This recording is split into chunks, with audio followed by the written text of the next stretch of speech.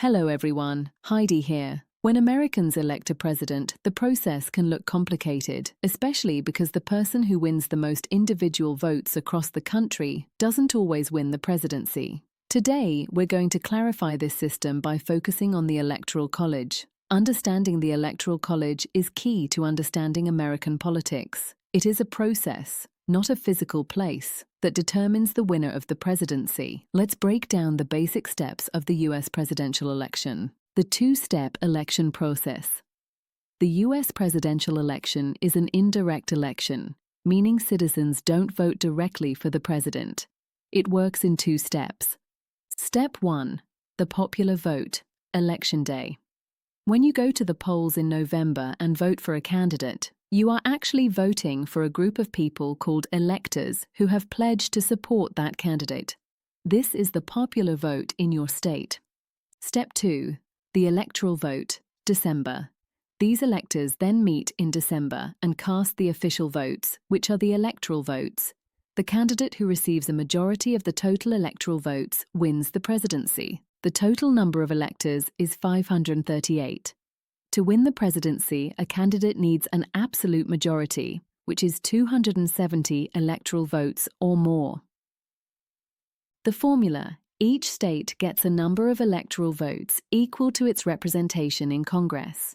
2 votes for its 2 U.S. senators. 1 vote for each member it has in the House of Representatives, based on population. The result: this formula means that states with larger populations, like California, have a large number of electoral votes, currently 54, while smaller states still get at least 3. This system ensures that all parts of the country, not just the biggest cities, are involved in the selection.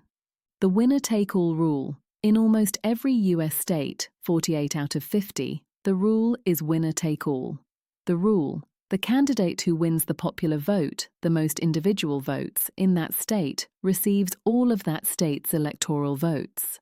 The effect: this is why candidates focus heavily on swing states, states where the popular vote could go either way. Winning a state by a single vote can give the candidate all of that state's electoral votes.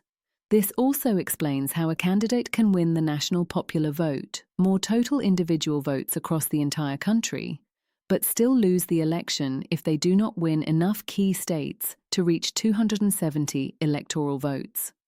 What happens if there is a tie? If no candidate reaches the required 270 electoral votes, the election is sent to the House of Representatives. This is called a contingent election. In this scenario, the House votes for the president, but the vote is cast by state delegation, meaning each state gets just 1 vote. This has only happened twice in U.S. history. The Electoral College's historical roots, the 3/5 compromise. We just learned that the Electoral College assigns votes based on a state's representation in Congress. But to truly understand why this system was created, we have to look back to the 1787 Constitutional Convention and a deep conflict between the northern and southern states, the issue of slavery and political power. The conflict over population. In 1787, the delegates were debating how to calculate a state's political power in the new U.S. government. Political power was determined by population, which dictated 2 things: how many representatives a state got in Congress, the House of Representatives; how many electoral votes a state got for the presidency. The key conflict was: should enslaved people be counted in a state's population? Southern states, where slavery was central, they wanted to count every enslaved person as a full person. Why? Not because they wanted enslaved people to vote, they didn't, but because counting them would drastically increase the South's population numbers, giving them much more political power in Congress and the presidential election. Northern states, where slavery was less prevalent or being abolished, they argued that since enslaved people could not vote and were treated as property, they should not be counted at all. The compromise. 3/5. The debate was so intense it threatened to collapse the entire new nation. To save the Union, the delegates reached a compromise, the 3/5 compromise. The rule: For purposes of calculating a state's population for representation in Congress, an enslaved person would be counted as 3/5, 3/5, of a free person. The direct link to the Electoral College. This 3/5 formula had a direct and massive impact on the Electoral College because the number of electoral votes a state received was based entirely on its congressional representation. Increased Southern power. The compromise immediately inflated the population count of the Southern states. For example, Virginia, a large slaveholding state, gained significantly more representation than it would have if only free people had been counted.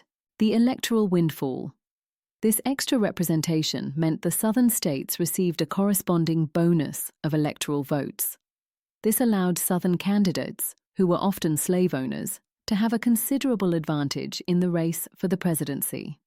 In short, the Electoral College system, by using the congressional count, was designed to incorporate the 3/5 compromise. This structure gave slaveholding states disproportionate power in electing the president, ensuring that slavery and the interests of the Southern elite were protected at the national level. Conclusion. So there you have it. The US election is a strategic, state-by-state contest for 270 electoral votes. The key takeaway is this: when Americans vote, they are casting their ballot to decide which slate of electors will represent their state and ultimately determine the next president. While slavery was abolished after the Civil War and the 3/5 clause was nullified by the 14th Amendment, the mechanism it empowered, the formula for assigning electoral votes, remained in place. Understanding this history is essential for grasping why the US system for electing its president is structured the way it is today.